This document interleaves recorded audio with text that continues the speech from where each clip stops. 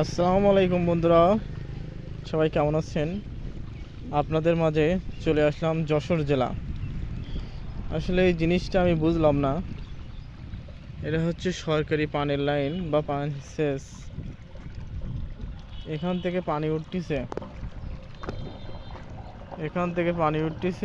এই যে এখান থেকে এই যে নদীতে পানি দিচ্ছে। কি ব্যাপারটা বুঝলাম না।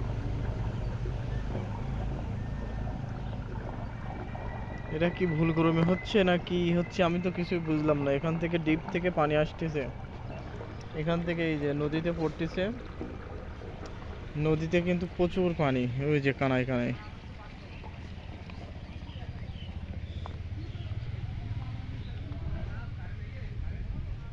এই দেখুন, এটা হচ্ছে মাইকেল নদী। এটা হচ্ছে যশোর জেলা। আমি এখন ঘুরতে আসলাম, এটা যশোর জেলা।